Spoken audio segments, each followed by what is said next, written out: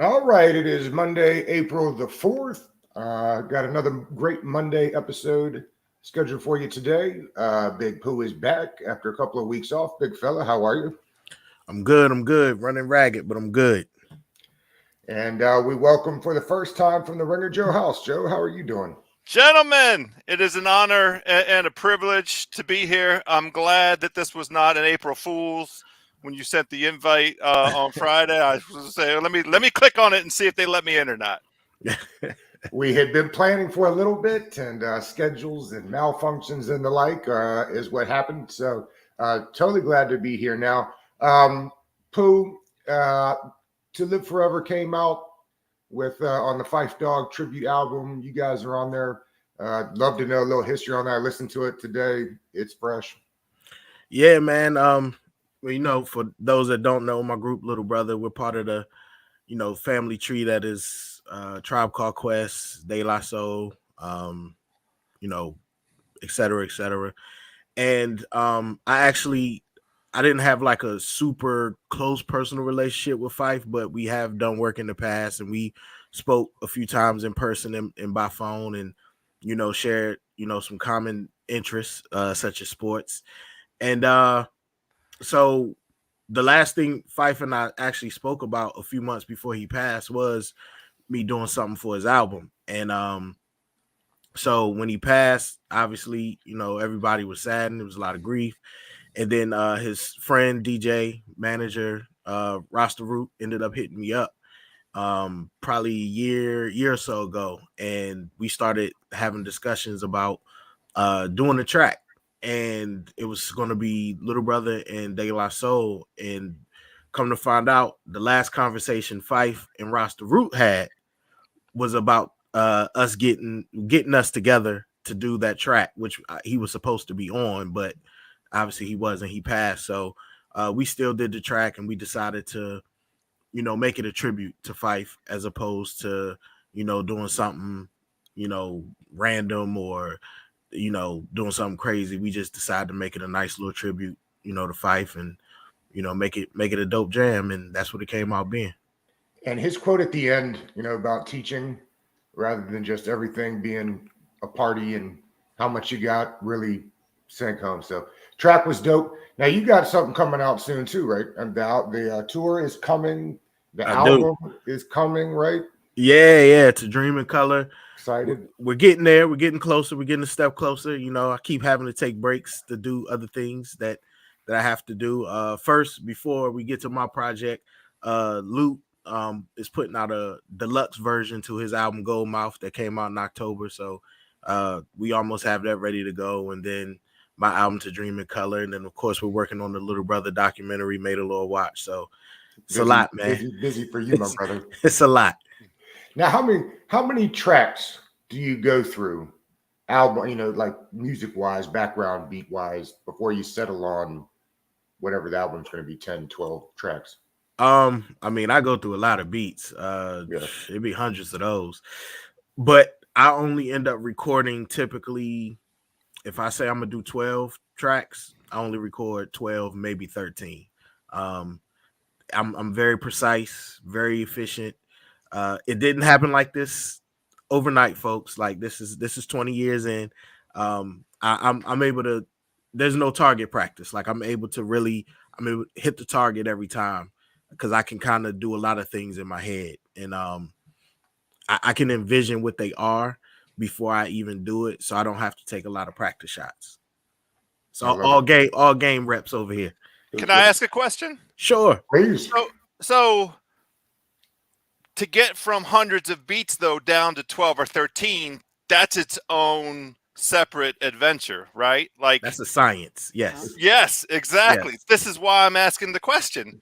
Where are they coming from? Who are you coordinating with? Is it you? Are you sitting at the keypads? Like how do these beats come out of the universe and into your ears? Well, I'll call trusted collaborators that I've worked with over the years. It'll be people that other friends of mine to pass on to me, like, oh, you need to listen to this guy or check this guy out. And I once I kind of figure out the direction sonically, then I'll know exactly who to call. Because some people fit, some people don't, and it's not that they're not good, it just doesn't fit for where I'm going sonically. So with this one was a little different. I'm working with my guys, my partners, the Nukes, based out of Charlotte. They did a lot of work on Lute's album. My guy Jay Smash from the Nukes was nominated for a Grammy working on Eric Bellinger record. I don't know if they won or not, but he was nominated for a Grammy this past Grammy Award. So he plays, and he plays a lot of instruments, and he produces and he writes and all that good stuff. So I've been in with him for a majority of it, but yeah, they can come from anywhere, man. It's one of them things, like I don't take unsolicited tracks though. I stopped that because then them hundreds will turn into thousands. Right. And I don't have 1,000 beats type of time. So now, like, not to put your business out there, but I mean, what does it take? I think people think you just sit down and record some tracks and do some rhymes. I mean, time frame, I'm curious, but I mean, what kind of money we're talking about? What does it take to put together an album? Because I don't think people realize. Well, that depends on what kind of quality album you're trying to put together. I mean, it depends, man. You know, I mean, for me, I definitely, you know, call in favors. Not gonna lie, I call in favors. I barter my services. You know, I'll trade, you know, even if it's not right away, it'd be like, okay, I'll do something for you, you know, you do something for me. A lot of people I work with, we just have that relationship, whereas it's known, like, you know, we trade off. So but I mean, typically it's just about the budget. You know, I let people know, if it's new people I'm working with for the first time, I let them know, like, look, this is what I have allotted for this. Can you do it or not? Like, is nothing personal if you can't. I understand the price is the price. Some people will do it. Some people like, look, I can't do it for that. Cool. You know, no hard feelings. I come back to you when I have exactly what you're looking for. So it varies, man. There's no set price on it. You know, I work different deals. I do different things, and, you know, cut different arrangements depending on who it is and what they're doing. And Joe, you've been with the Ringer for a while now. How did you get hooked up with those guys? The old-fashioned way, nepotism. I went to college with Bill Simmons. He was like 2 doors down from me in the dorm. You know, we were up in Worcester, Massachusetts, there in the central western part of Massachusetts, about an hour away from Boston. I've been there once. Well, you know what? It has a little charm. I was going to make a joke at Worcester's expense, but I'm not going to do it. It does have like a pretty interesting arts community, and a lot of folks from Central Mass come together. There was a pretty good music community during my era up there. Now, that was a couple minutes ago, but still. But Simmons, I was a year ahead of him, and within a handful of weeks of his arrival on campus, we found out that we both loved basketball and barbecue. So all the most important things in life we had in common. And it's just been, you know, a 30-plus year friendship since then. He's always been a guy that has had this sort of nose for sharing, like sharing with the public his friends and the relationships and how those impact his own perspective on sports. So even in his AOL Digital City Boston days, we were having conversations and he would, like, you know, quote me and stuff. When he started with podcasting at ESPN in 2008, before anybody knew anything about the podcast game, and this is, again, like, credit to him, he's always been kind of had that innovative intuition. He would call me up and we would have the same kinds of conversations that we were having on the telephone, like a real landline back in the day. And the only rules were we couldn't talk about girls and we couldn't use curse words. But otherwise, it was the exact same conversations we were having all along. So that it just goes all the way back with Bill, his days at ESPN, when he founded Grantland there at ESPN. And then when he jumped away from ESPN and started up with the Ringer, I've been along for the ride, you know, all along the way. Very lucky. That's pretty cool. It is. Well, you brought up basketball. Let's use it as a segue. National championship game tonight. I got to tell you, I had Duke winning the whole thing from my bracket, so I was kind of excited about that. I'm a little excited for Hubert to get a chance to win a ring in his first year. The line is set at 4. Pooh, what do you think about this championship game? Is it how you saw it unraveling, and what do you think you got? No, I didn't see it unraveling this way. I definitely didn't think Duke was going to win, and they didn't look like they should have won the last 2 games they played. A lot of grit and determination and some whistles happened for them in them last 2 games prior to the North Carolina game. But I definitely didn't have North Carolina there. I might have had Kansas there. I didn't do a bracket this year. This was probably the first year I didn't do a bracket. But I thought Villanova was going to find their way back in the game because Jay Wright teams always find their way. So I was a little shocked that they didn't. I mean, well, they got manhandled by Kansas. This year was hard to determine for me. It's a lot of parity in college basketball now. You have the NIL, you have the transfer portal, you have every league has networks, so everybody's on TV. So it's a lot of the stars are spread out. They're not going, Kentucky gets 5, but it's not the traditional 5 that you used to, it's not DeMarcus Cousins, John Wall, it's not like that type of talent anymore. So, I was just along for the ride this year. I was just enjoying the ride like everybody else. Enjoyed the St. Peter's ride as long as it lasted. But tonight it's going to be interesting. I think it's going to depend on Baycott's ankle. He's a man down there on them boards. He is a grown man grabbing rebounds, and that's what you need versus Kansas because they have McCormick. He's big inside. I can't pronounce his name, but the best player on the team, OG, how you pronounce it? Anybody know? Nobody know? Okay, well, that guy, he's a beast. So it's going to be pretty interesting. I think the thing, Kansas may have the edge because Hubert Davis tends to, if the game is close in that second half, them starters are playing that whole second half. Until Baycott's injury, he was running that starting 5 the whole second half. And I think that may work to Kansas's benefit. Them guys are going to get run down because Kansas is going to get it up and down the court. They're physical. Bill Self is an excellent coach. So I'm leaning towards Kansas. I wouldn't be mad if Hubert and Carolina actually won it this year, but I'm leaning towards Kansas taking it home tonight. Joe, you got any interesting betting props you like for this game tonight? Well, I haven't jumped into any player props because I do want to have some confidence before the game starts on exactly what Pooh just talked about, which is Baycott's ankle. That really does chart the course in terms of scoring, rebounding, a bunch of different ways on both sides of both teams.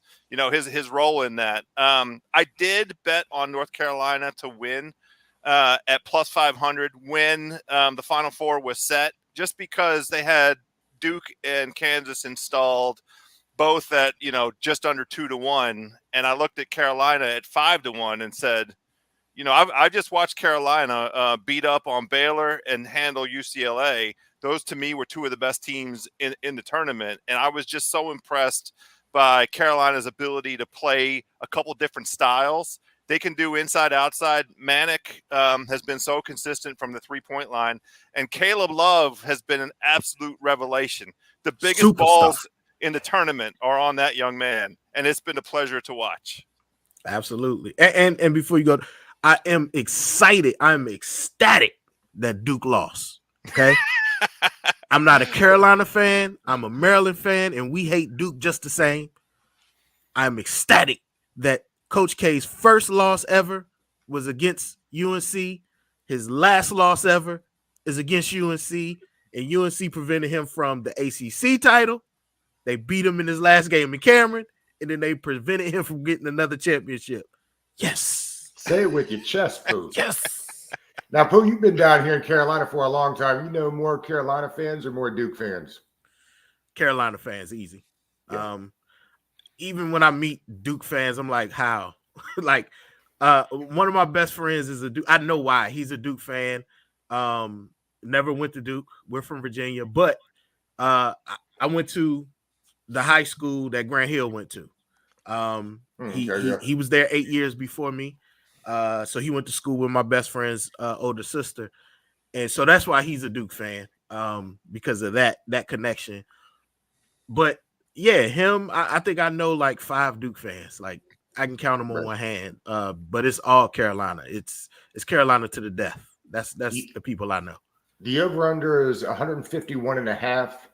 I like the over on points scored. I like Kansas up at halftime and UNC to win. Ooh, I love it. UNC's been down at halftime basically the whole tournament. Absolutely. So, couple of tracks there for a couple free wins for you. Let's switch to the pro team that we all love so much. Do we? I think we do. We talk about them enough. I hope we do. Where's the jersey? There's the jersey. I got the jersey. Yeah. First of all, I've been clamoring for the cherry blossom jerseys forever. They're horrible. They're awful. Hey, but you got it done. Yes, I did. I begged so long. Now the Nationals, see, that's what I wanted. Cool gray jerseys like the one in the background there with some cherry blossom branches would have been dope. At any rate, we won't spend a lot of time on Nike has been striking out on the jerseys, man. Oh, man. Like they rarely get a jersey right. Like let's just be honest about that. They are terrible with these alternate uniforms. Yes, and I wish we could go back to the fabrics that we had like in the mid 90s, like this slick, wet, stick to your leg shorts. I hate that. I absolutely hate what the New Jacks are wearing these days, but that's my scream at the lawn. Pooh, how will you remember this season for the Wizards? Will you remember this season for the Wizards? I'll remember it. I think it's been a season of revelation. Now, will they, actually act on what they've learned? Who knows? But I think it's been a season of revelation for everybody. I've been screaming it this whole time. I think Wes, first of all, I think it's tough when you take a first-time head coach and put him on a team full of veterans, even though none were over 30, but a team full of veterans and expect to win, right? I think that's very difficult for a first-time head coach and a first-time head coach that didn't have a previous head coaching experience on his bench, which is rare. Normally now, first-time head coaches, they'll bring in a ex-head coach and then they'll have that experience for a little while and then they won't need it anymore. So first-time head coach, no previous head coaching experience on his bench. You expected him to make the playoffs. You had a whole bunch of veterans, a deep team, people crying for shots or complaining about the offense or whatever they were doing. And, you get it all cleared up at the trade deadline and you bring in Porzingis. You consolidate, if you will. You bring in Porzingis. But then, okay, let me back up a little bit. Part of the Wizards' problem has always been, or at least these past few years, you have this expectations of the playoffs, but until Corey Kispert, you were drafting kids that they were projects. Yeah.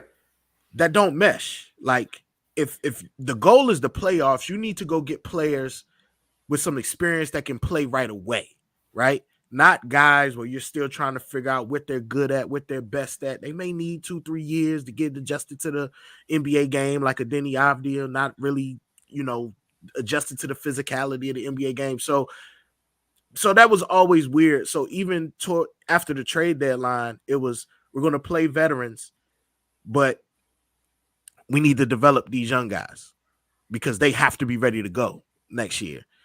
So that's the revelation, is you kind of know what you have with these guys now. They're going to have an offseason. Rui, of course, started slow because, of his personal matter, but he doesn't look as good on the defensive end this year, but he looks 10 times better on the offensive end.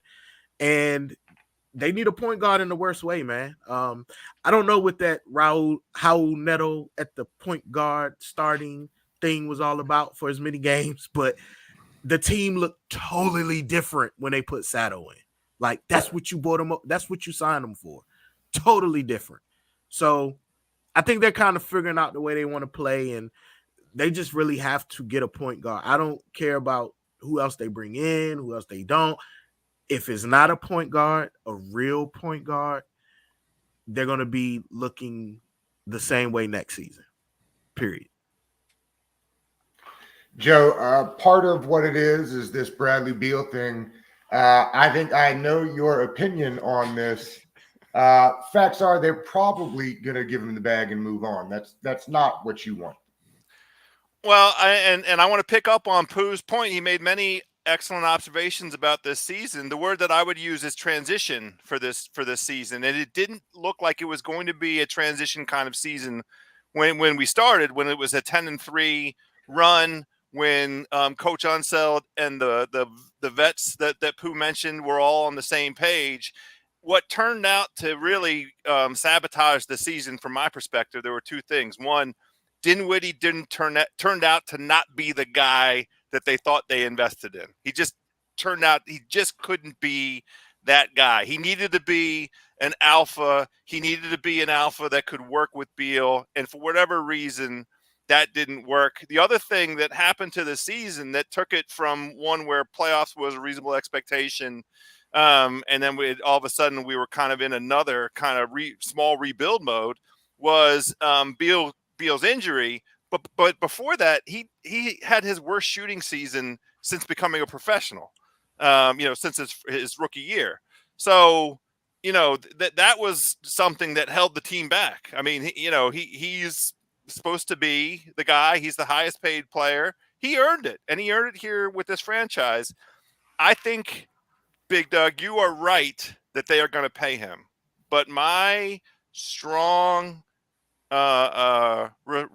request would be sign and trade. I think at this point, the thing that we've seen in the NBA so many times is you cannot pay a very good player like a superstar. That's what holds your franchise back. That's what locks you into 34 to 42 wins. And you're stuck drafting either at the number 15 spot because you barely trickled into the playoffs, or like this year, they're not going to make the playoffs, and they're going to draft, in the 9 to 12 range, unless they get super lucky with some ping pong balls. That is, if you pay Bradley Beal that giant contract that he's entitled to under the terms of it, and keep Porzingis and trot that team out with Kuzma and Rui and Kispert and Denny, and try and just bring in a point guard. And I love the speculation about John Wall, by the way. But if that's the team that you try and put out there, that's a 44 win team tops to me.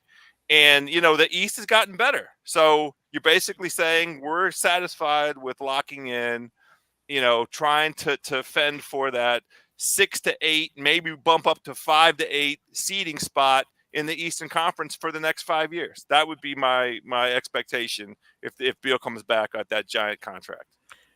I think the problem with this offseason with Beal is they missed the window to really trade him and start over. Yeah, to maximize and start over. Yeah. Like, then we wouldn't have had to worry about even the Porzingis salary on the roster. If they would have even just traded him last offseason when they traded Russell Westbrook, and we could have took Golden State up on their package of, their top pick and Wiggins salary and, whoever else they was willing to give. So I think they kind of backed themselves into a corner with Beal now. Because Bill not going to be happy with a sign and trade, because he's not going to get that 241 if it's a sign and trade. He's only getting the 180 or something like that. So it's a weird. They just back themselves in the corner with the It Beal never thing. behooved Beal to leave $80 million on the table or whatever. Why would it? No. It was just never going to happen. It wasn't going to happen, so it's not happening now. I think they can sign him at that giant number and then trade him subsequent to that. I do think that he can get that big contract from Washington and then sometime after that free agency. I don't know how long they have to wait. I think they have to wait until after whenever free agents who sign this offseason. Yeah, so it's right. like December 15th or whatever it is, whatever to be on the schedule next season. So they have to wait a few weeks into the season before they can actually do it. So it can be done, yes. And all I'm saying is there'll be a market, right? Philly right now is in that market. We've seen those stories out there. Andrew Bogut, talked about it, and there is, this idea of Tobias Harris that Philly would love to move on from, and I don't think that that's wrong. Who makes a whole lot of money, and you got to find somebody that's like in that third tier that's getting overpaid.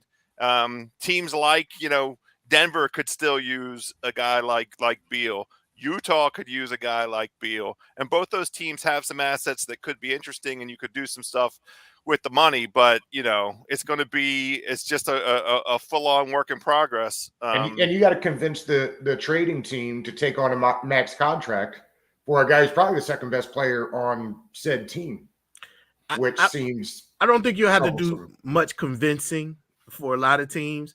I think the issue would be on what's coming back in how many years. So like a Tobias Harris, we don't have no use for Tobias Harris in Washington. No use whatsoever. But I think it's only like 2 years. So you're essentially buying 3 years of escaping from Beal. But if alongside of that you get Tyrese Maxey, now you solve your point guard problem for the next 8 to 10 years potentially. Like it's what comes along with that bum contract is what's appealing to me. The other problem is if you can't get next year, you figure if Kuzma's starting somewhere in there, your last 3 first-round picks still haven't made the starting lineup. Like, where do they fit in? And to me, that's one of the biggest problems is you've got no starting work out of the 3 previous first-round draft picks. Well, I mean they did out of Rui until this season. He was. I mean, obviously, Kuzma came in. Where does Rui fit in next year? Well, that's the problem. They have to consolidate. They have to. They have 3 players that play the same position. They have to consolidate. And they drafted them first round each of the first round, and then traded for one. Somebody has to go. Like you could keep one, or you keep 2. So if Kuzma is your starter at the 4, you have to make a decision on Rui or Denny. It can't be Rui and Denny. Because neither one of them can start at the 3. So that's the issue. They don't have a true 3. They don't have the point guard, the starting point guard that they need, and they have too many power forwards. Like, I would love them to experiment with Rui at the 3 though, because he showed before this season, and I guess we'll just chalk this season up to what he went through for the first part of the year that kept him out of playing basketball. But if we just say this year is a wash, they did have some hopes in terms of his defensive ability that I think he could defend. I think scheme wise, other teams 5, 4, and 3. I think that was the hope. I don't know whether or not it would have showed out this year if Rui was able to come on the scene at the beginning of the year and play and ball out all year. But I know that they had in mind considerable development from him this season as being a key part of their overall push to the playoffs. They had dreams of Kawhi Leonard when they drafted him, right? Like, I mean, that's being high ceiling. I mean, that's true. Not that I think they thought he'd get there, but that is what they were hoping for. I remember hearing that. Yeah, I mean, listen, I would love nothing more than to have a Kuzma, Rui 3-4. They're interchangeable. On defense. I would love it. Will it happen? I don't know. And then it goes your best defender, and I'm saying that not with my chest, but KCP, then what happens to him? Then what happens let to him play Kispert? the 2. KCP at 2, Zinger at the 5, Rui and Denny. It's a pretty big lineup. And then we just got to have a point guard. That's all. And then you got to pray that Porzingis actually, Well, you know how many Plays you're going to the get. season. You're going to get 55. Just have your expectations set. 55 games out of Porzingis. Make sure, Gafford, got to get Gafford on the right page with Coach, because him and Coach were not on the same page for quite a bit of this season. I don't know why, but he was in Coach's doghouse for a little while. That's, I don't even think, I can't say that's not a fault to Gafford, but he's shown when he has, I think the problem was who he had playing point guard was because Gafford is very dependent. He's not like a KP. He's very dependent on point guard play. So when you bring him off the bench with an Ish Smith, he's going to get them necessary looks, or you have him in there with a Sato, he's going to get them looks. When you had Neto out there running, he's not going to get them looks from Neto. Neto doesn't run the offense. Neto runs for Neto. A small two guard. I mean, that's he's really a small two guard. He's a second unit two guard, which is fine, or a second unit point that's a scorer first mentality. All of which is fine. He just can't be playing starter minutes. That's all. Right. That's all. So they have a lot of interesting decisions to make this offseason. Whether Beal is here or he played or he's going somewhere else or it's a trade in the works, whatever. They just have a lot of interesting decisions to make this offseason, and Tommy got his work cut out for him. He did pretty good last year, I would say. Yeah. Notwithstanding the results of this season, just transforming the team. Yeah, no, absolutely. Let's switch gears. The over-under for wins for your Washington Commanders next year, 7.5. 7.5. Who's going to go first, me or Pooh? You can take this one.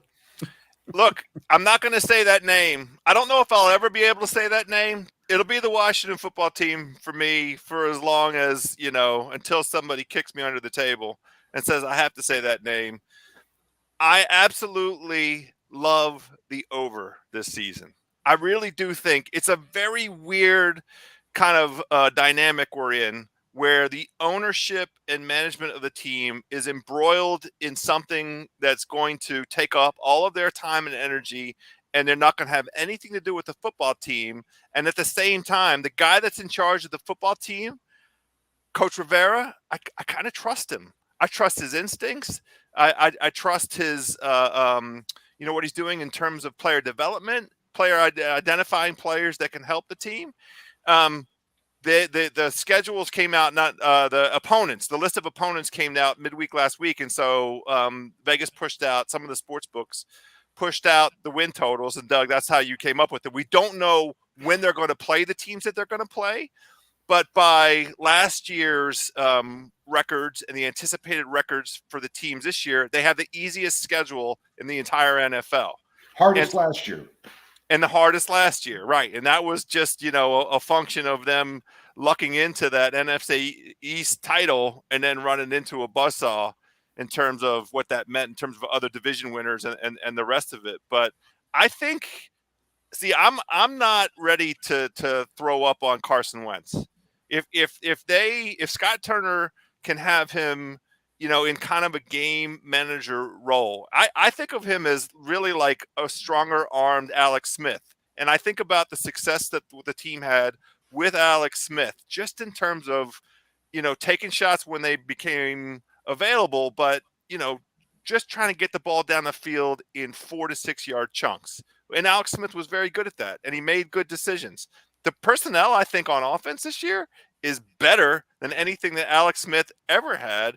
And if Wentz can just be dissuaded from using his own instincts and making his own decisions, I honestly think 8 wins is very, very reasonable.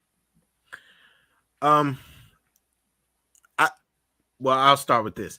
This is going to be a big year for Carson Wentz, and I think he knows this. This is the last chance for him. When you've been traded by 2 different organizations in the past two off seasons, where you at with it. What has to happen. So I think he's determined to get his career on track, which bodes well for Washington. No, Joe, I'm not going to say the name either. I hate the name. So I think that was a bonus. Me and his name is escaping me right now. We talked about it on Twitter. I'm not mad at the Carson Wentz pickup.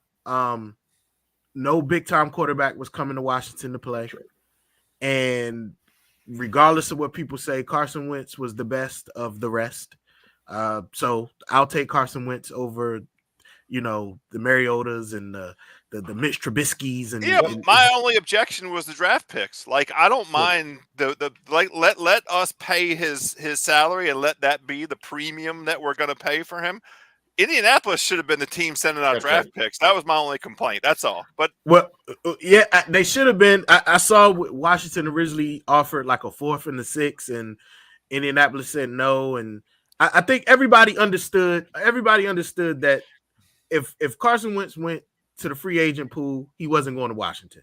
That's true. And Washington understood that. So the overpay, yeah, it stings a little, whether it was the picks or the money. Or the picks and the money, it stings a little, but that's what they had to do to get who they wanted. And you mentioned the weapons in Alex Smith. I'd suggest these are the best weapons that Carson Wentz has played absolutely. with too. I totally agree with this. Absolutely. Yeah. I mean, Jonathan Taylor is Jonathan Taylor, but across the board, what Washington has offensively, I like very much compared to Indianapolis. Particularly if Diami Brown takes it. I mean, they spent a 3rd round pick on him last year. So for all those clamoring for wide receiver in round 1, reminder, they were really high on Diami Brown and really feel like the quarterback's what held him back. So absolutely. The quarterback held Terry McLaurin back last year. Diami Brown. All of them. Cam Sims need to see the field more.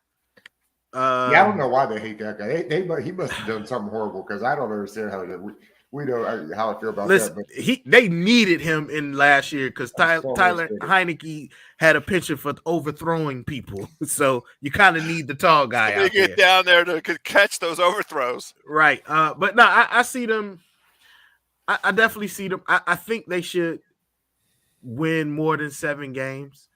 I think they should come in around 8 or 9. It's just going to be if the defense plays better. Well, that's the biggest thing, Pooh. You said it right there. Yeah. If the defense, I'm not even worried about the offense. If the defense plays better this year, you don't even have to be top 10. Just don't be bottom 5. Yeah. I think honestly, I hope that's the direction they go in the draft. I'm not even kidding. What we're seeing in terms of the talent. Defense? Yes. Yeah. Secondary talent in the first 2 rounds of this draft. It looks like there is some ball hawking corners and some safeties. Like, bring that on. Let's do that. Give me a Sauce Gardner, Derek Stevens Jr. See? I saw a mock draft today where they had Kyle Hamilton slipping down to Washington at 11. Give me all of that. I'm with you. I agree. Give me all of that. It's crazy you say that, Joe, because I've been on that train for a while. Quarterback might be the weakest position on the team. If it's not middle linebacker, and it seems like they're not overly concerned about the position, so the quarterback room is not good.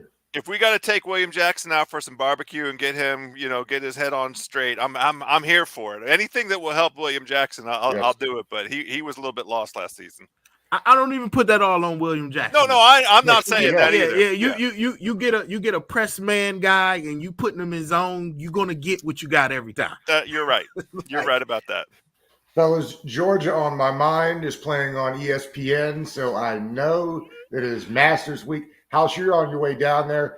Give us a little Masters preview for those that are just getting back to golf now. Well, the very first thing and the biggest thing is that his Lord and Savior, Tiger Woods, is playing in the Masters in 2022. I mean, this is... Are they going to let him use a cart, Joe? Will they let him use a cart? They are definitely not going to let him use a cart. And you know what? Tiger wouldn't take it if they offered it, because Tiger, if nothing else, is a man who believes in the tradition and decade after decade respects the traditions of the game and the competition of the game. And that means going out there and hoofing it on really what is the hardest walk in all of professional golf. I don't know if either one of you guys have been down there to see that terrain or whatever, but it is hilly. The TV does not do it justice. Like, Amen Corner down there at Rays Creek is at the bottom, and you walk all the way back up, and it's a valley nearly. But look, Tiger, the fact that he flew in last week on his own jet with his son and Justin Thomas, he sent a message to us. He intended to play. And then he flew back up. He got that practice round. We didn't hear any bad reports about him having any kind of adverse setback. He flew down yesterday. He practiced a little bit on the range. He went and played 9 holes on the back 9. We didn't hear any bad reports this morning, anything about him having any adverse impact.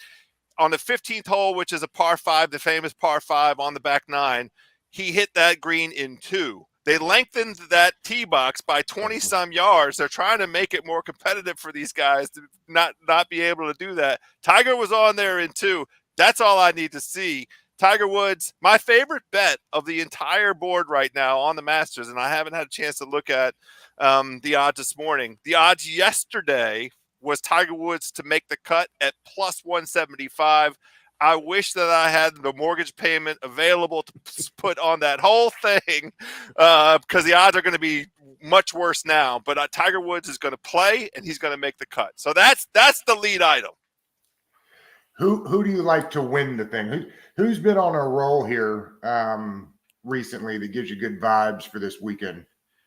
So Augusta, again, it's very unique. Course history at this place is more important than any other venue that the guys play because of the shot shape that's required in terms of hitting balls that fly high and will drop down from left to right, which is the opposite of what they're all accustomed to, which is hitting a draw where the ball moves from right to left. And that's because a lot of these greens sit way up high and you're down low at a lie where your legs are not, on even terrain. So you have to hit it way up high and have it come down soft, and the greens are super fast. And the nuance of the greens is really important also, or there is a kind of like mystical vibe around the way that the ball moves on the green. So you have to have some experience. The last time a first-time winner won at the Masters was 1979. So the guys that I like for this week are guys that have been in okay form coming into this. They just need to not be like missing cuts every week, but guys that also have demonstrated some comfort with the golf course. You have to look at Jon Rahm. He, every time he plays, he goes out and finishes in the top 10 at the Masters. He's played very well this season. The only thing holding him back has been his putter. He hasn't been putting up to his standard. I'm also on, and this is guy coming in a little under the radar because he's been having middling results lately. Colin Morikawa is the young guy who's won 2 of the last 8 majors competed. He had a very good finish last year in the Masters, and with his ball striking, he has the ability to hit these greens in regulation, and he's another guy that, the putter will be the thing. And then the third guy I really love is Xander Schauffele, who was standing on the 16th tee last year in the position to track down Hideki Matsuyama. And Xander hit the ball in the water. He chose the wrong club, and he chose a kind of a swing concept that was a mistake. He said it was a mistake. He said the club choice was right, but the swing was wrong. But he is a guy throughout his career. There's only 2 guys that fit this, where of every major that he's competed in, he's finished in the top 10 more than 50% of the time. So he's a big game hunter, and I like Xander Schauffele quietly coming in under the radar. The Tiger Woods effect is crazy. It's amazing how big the golfers are now and how hard they strike the ball. Pooh, are you a golfer? Are you going to be watching golf this weekend? You watch the Masters? I'll watch Sunday. Yeah. Not high def TVs. It's amazing how good the picture is to watch golf now. Yeah, I watch a little bit. I'm not a huge golf fan. I'm not going to lie.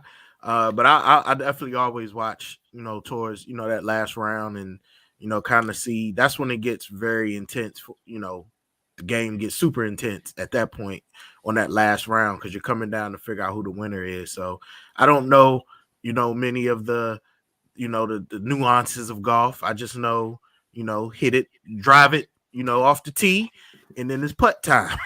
That's all I know. It's not much more complicated than that, I can tell you.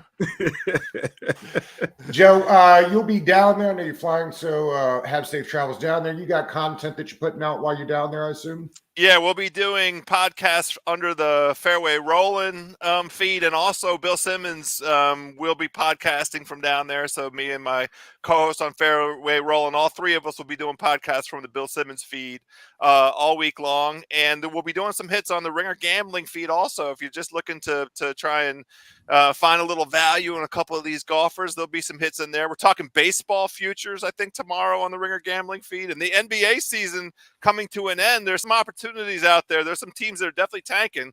You can catch those a couple of opportunities gambling wise. Those shows will be up Tuesday and Friday this week as well. And Pooh, I know you're traveling, so safe travels to you, my friend. Thank you, sir. We'll see you next Monday. Joe, thanks so much for doing this with us today, man. Had a great Always time. a pleasure. Anytime you ask, I say yes, Big Doug. You This guys was fun. Well, there This was will fun. be asking again. Ooh, I loved it.